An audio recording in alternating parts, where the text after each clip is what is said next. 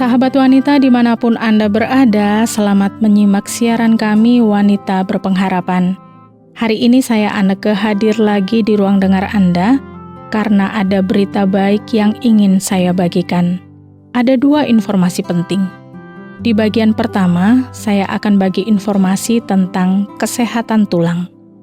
Di bagian kedua nanti, Ibu Eti Rahmawati akan berbagi pelajaran penting bagi jiwa kita, iri hati membusukkan tulang. Selamat mengikuti.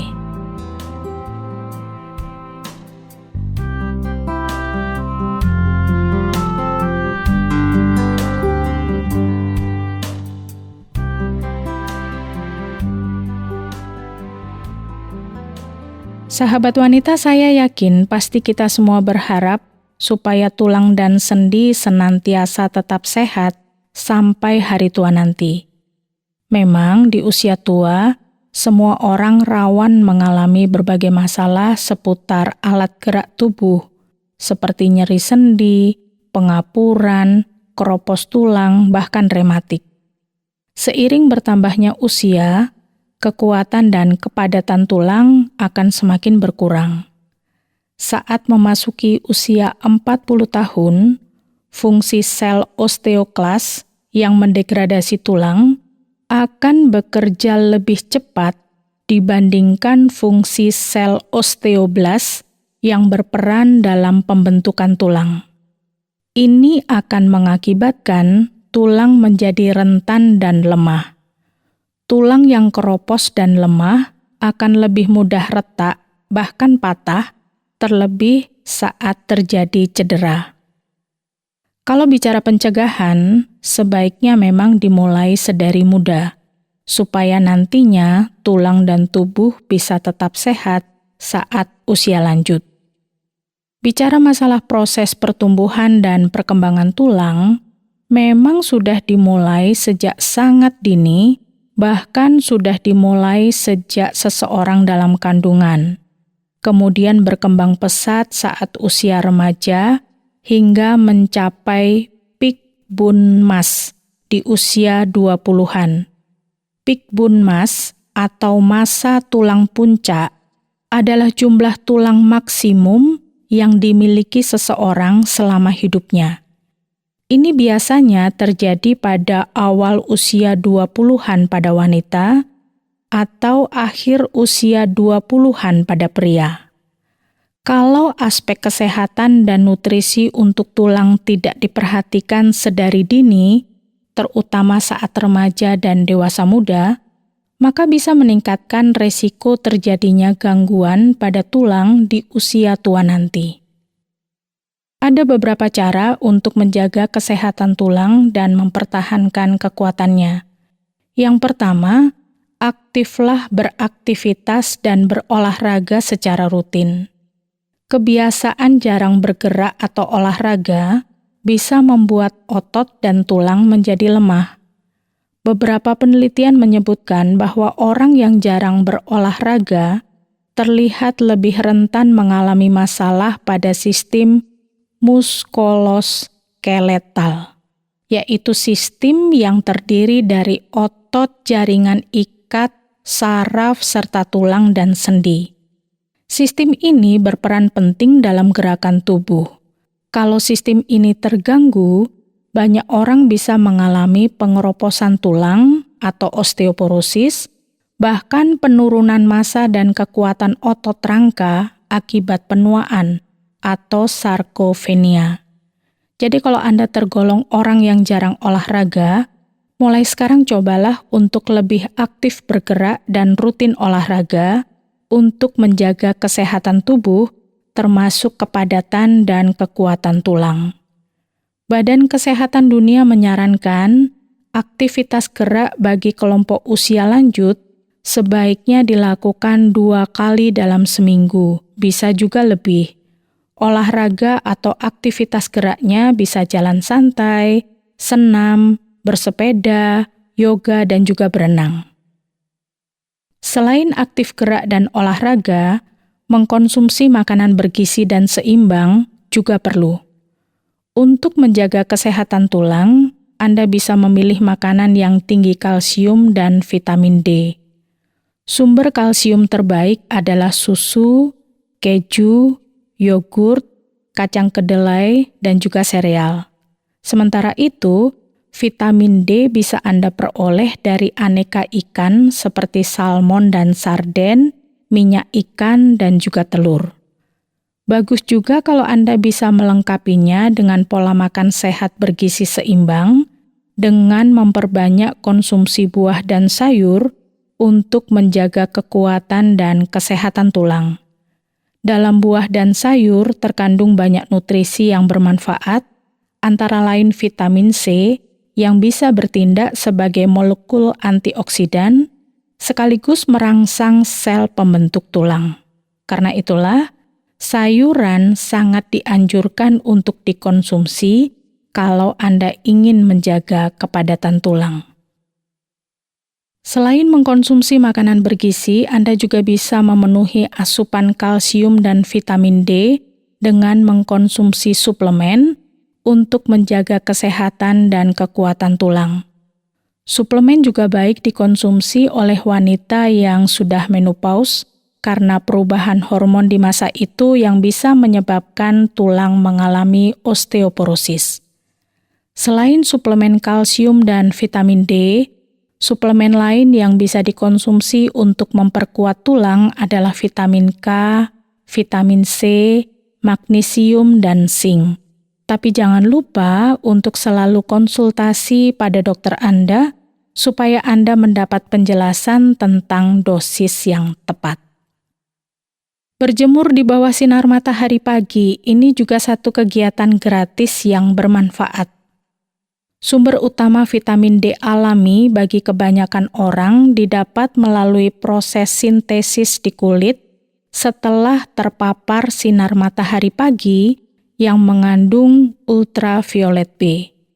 Vitamin D diperlukan tubuh untuk membantu penyerapan kalsium. Kalau vitamin D-nya kurang, tubuh akan lebih rentan mengalami kekurangan kalsium yang berakibat tulang pun akan lebih mudah keropos. Jadi mari rutin berjemur di bawah sinar matahari pagi, setidaknya 2-3 kali dalam seminggu, boleh kira-kira di sekitar jam 10 pagi selama 15 menit saja. Jangan merokok dan mengkonsumsi minuman beralkohol. Ini sepertinya jadi perintah penting yang tidak boleh diabaikan. Kebiasaan hidup yang kurang sehat seperti sering merokok dan konsumsi minuman beralkohol berlebihan terbukti bisa menyebabkan hilangnya kepadatan tulang.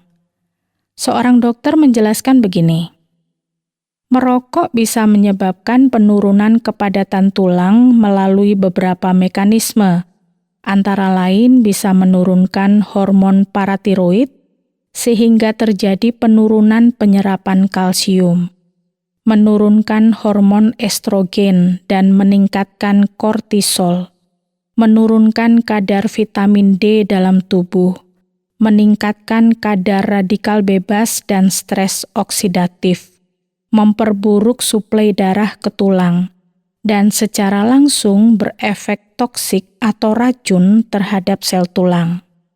Sedangkan konsumsi alkohol berlebihan bisa mengganggu keseimbangan kalsium, menurunkan kadar vitamin D dalam tubuh, serta mengganggu keseimbangan hormon yang fungsinya antara lain terkait dengan stimulasi pembentukan tulang.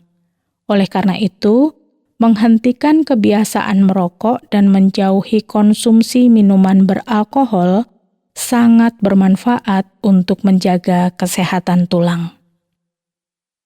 Hindari juga konsumsi kafein berlebihan.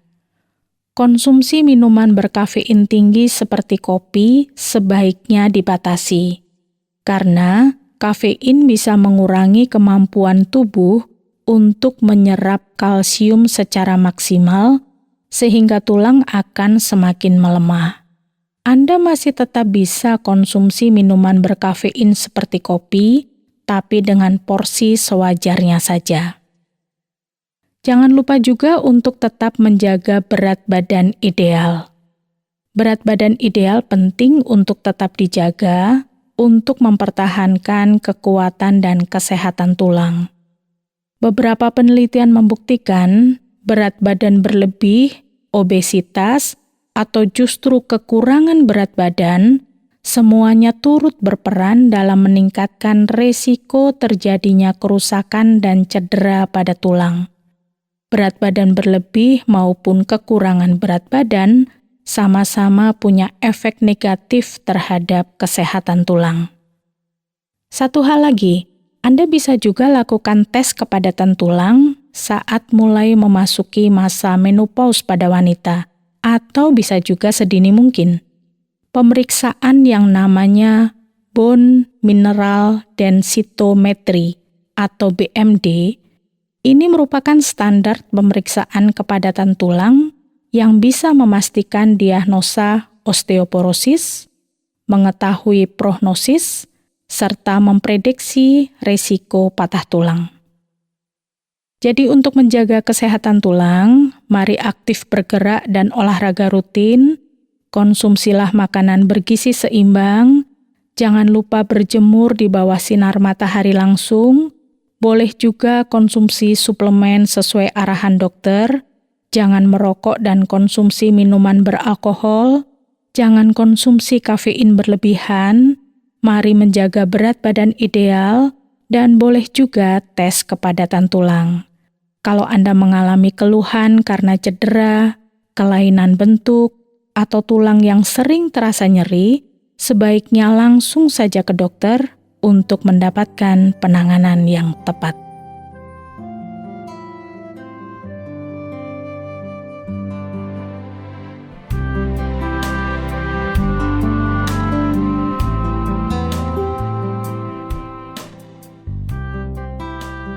Sahabat wanita, ternyata kesehatan tulang tidak hanya dipengaruhi oleh makanan, minuman, dan aktivitas gerak kita saja.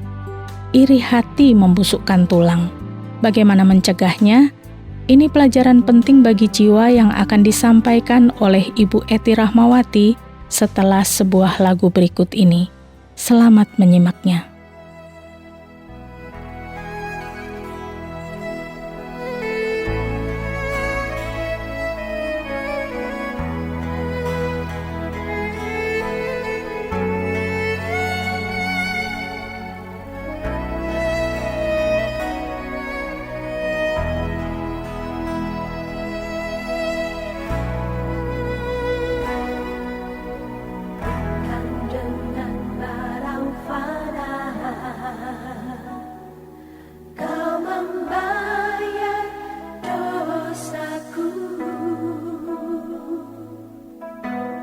Dengan darah yang mahal, tiada noda dan celah. Bukan dengan emas perak kau menebus diriku, oleh segenap kasih dan pengorbananmu, ku telah mati dan tinggalkan cara hidupku yang lama. Semuanya sia-sia dan tak berarti lagi. Hidup ini ku letakkan pada mesra-Mu ya Tuhan. Jadilah padaku seperti yang Kau ingini. Ku telah mati dan tinggalkan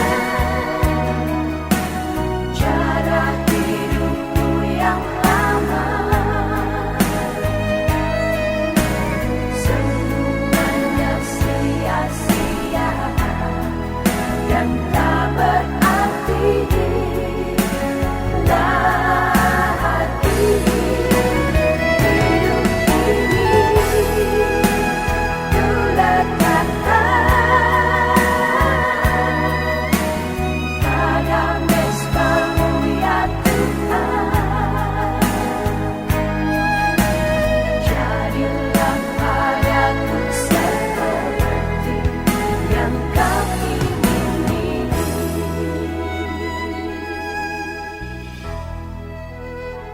Sahabat, firman Tuhan mengatakan, iri hati membusukkan tulang. Firman Tuhan ini terdapat dalam kitab Amsal pasal yang ke-14 ayat 30. Selengkapnya Amsal 14 ayat 30 ini mengatakan, hati yang tenang menyegarkan tubuh, tetapi iri hati membusukkan tulang. Hati yang tenang menyegarkan tubuh, sedangkan iri hati membusukkan tulang.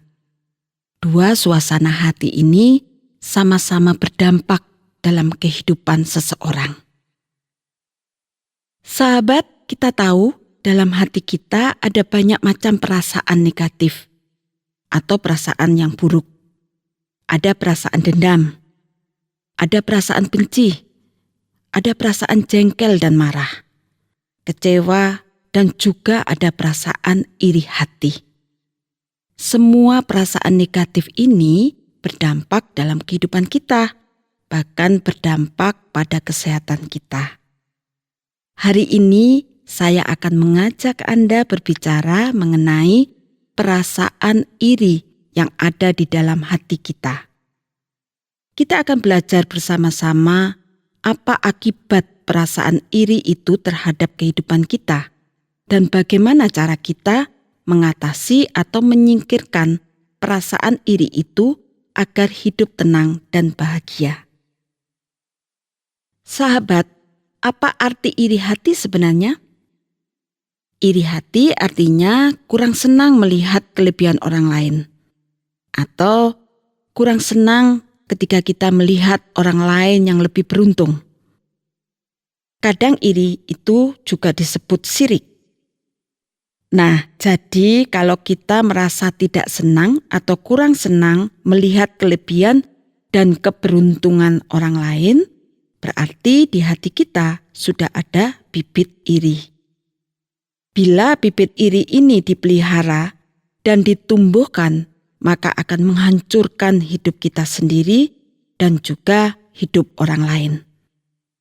Karena bila ada iri hati dalam hati kita, bisa saja kita melakukan hal-hal buruk.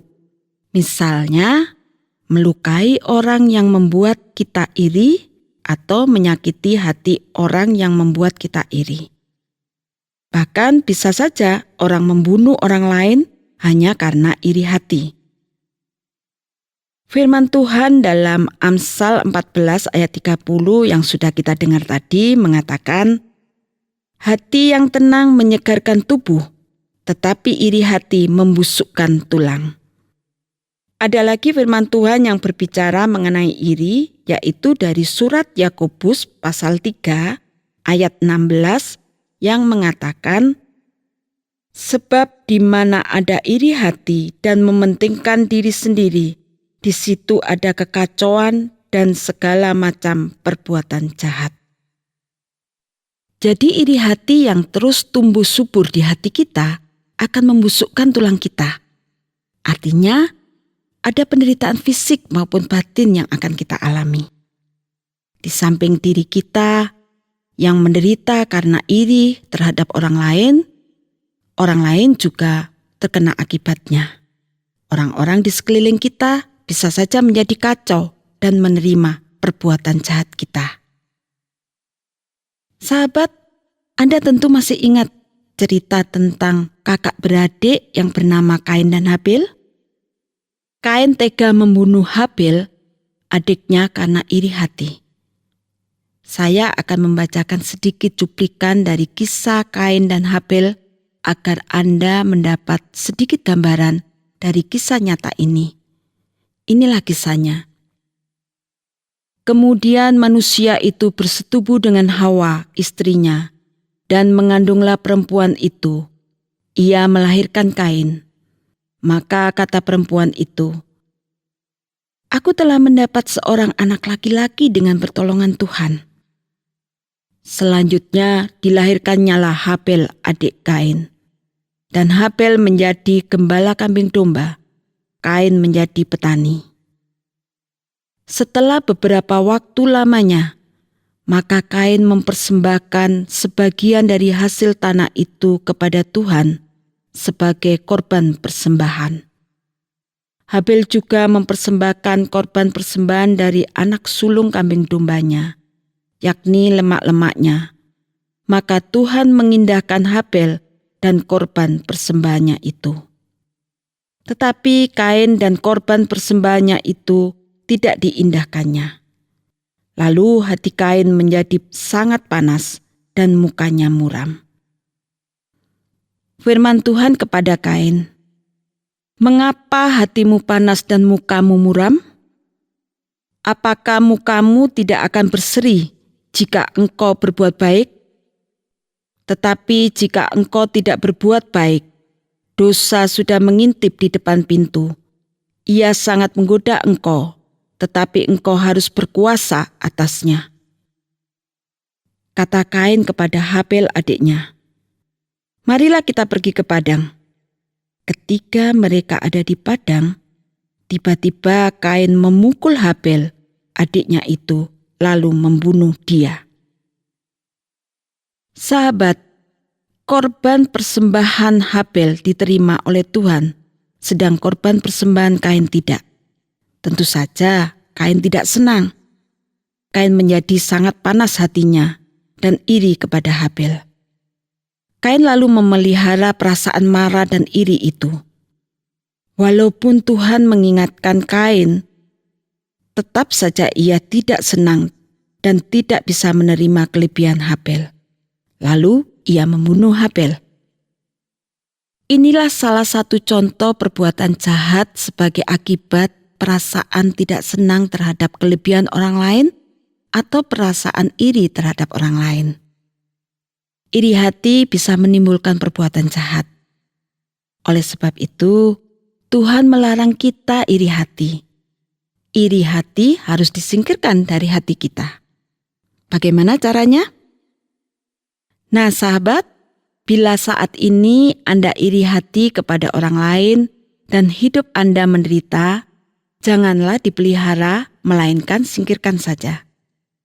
Bila Anda tidak sanggup menyingkirkannya, datanglah kepada Tuhan, agar Tuhan memberi kekuatan dan pertolongan kepada Anda untuk menyingkirkan iri hati itu. Roh Kudus akan menolong Anda untuk menyingkirkan iri hati dalam hati Anda bila Anda sungguh-sungguh ingin menyingkirkan iri hati. Percayalah kepada Tuhan. Bila iri hati sudah lenyap dari hati Anda, saya yakin hidup Anda akan bahagia dan diberkati oleh Tuhan. Sahabat, saya akan menutup renungan ini dengan membacakan kata-kata Raja Daud yang bisa menolong kita untuk menyingkirkan rasa iri hati dalam hati kita, yaitu dalam kitab Mazmur 37 ayat 1 sampai yang kelima. Daud mengatakan, "Jangan marah kepada orang yang berbuat jahat. Jangan iri hati kepada orang yang berbuat curang. Sebab mereka segera lisut seperti rumput dan layu seperti tumbuh-tumbuhan hijau. Percayalah kepada Tuhan dan lakukanlah yang baik. Diamlah di negeri dan berlakulah setia. Dan bergembiralah karena Tuhan. Maka Ia akan memberikan kepadamu apa yang diinginkan hatimu. Serahkanlah hidupmu kepada Tuhan dan percayalah kepadanya, dan Ia akan bertindak. Percayalah kepada Tuhan dan lakukanlah yang baik." Itulah nasihat firman Tuhan hari ini untuk kita semua. Amin.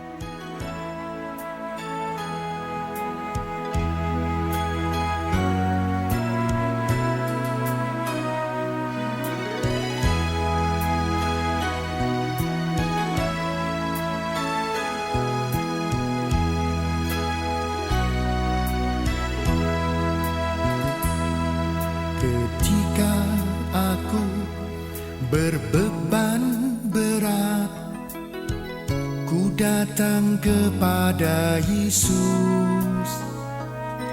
Dia berikan damai dan sukacita, sejahtera dalam hatiku. Ketika aku berputus asa, ku datang kepada Yesus. Dia bebaskanku dan lepaskanku. Kini aku jadi baru. Yesus, Yesus Tuhan, mulia nama-Mu. Ku tinggikan, ku agungkan nama-Mu selama-lamanya. Yesus, Yesus Tuhan, mulia nama-Mu. Ku tinggikan, ku agungkan nama-Mu selama-lamanya.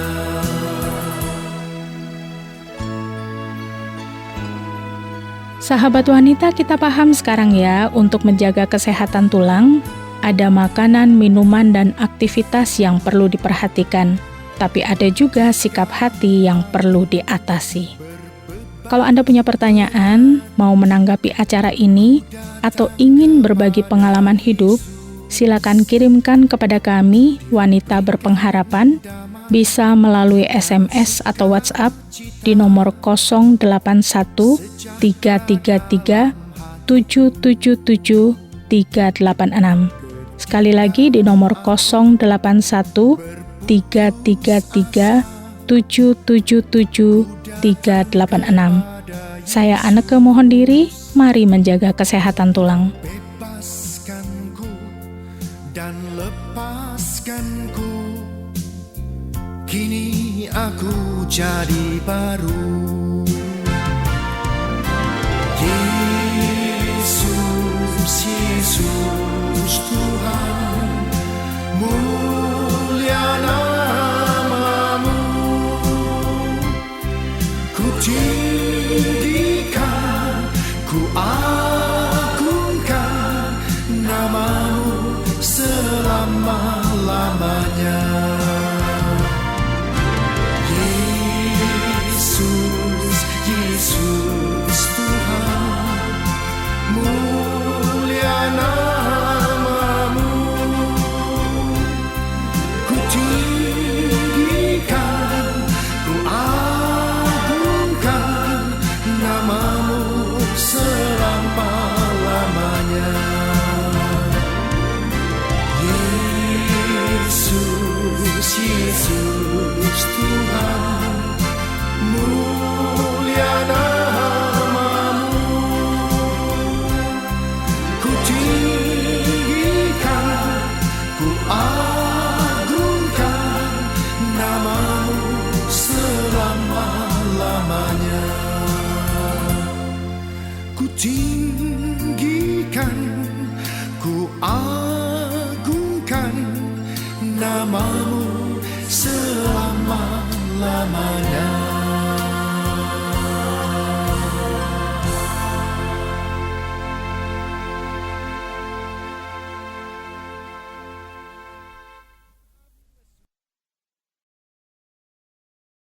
Terima kasih Anda sudah mengikuti program kami. Jika Anda diberkati, jangan lupa like, komen, dan share supaya Anda tidak ketinggalan setiap program terbaru kami. Jangan lupa juga untuk subscribe channelnya dan nyalakan loncengnya. Jika Anda ingin mendukung pelayanan kami, bisa melalui rekening kami berikut ini atau menghubungi kami di sini.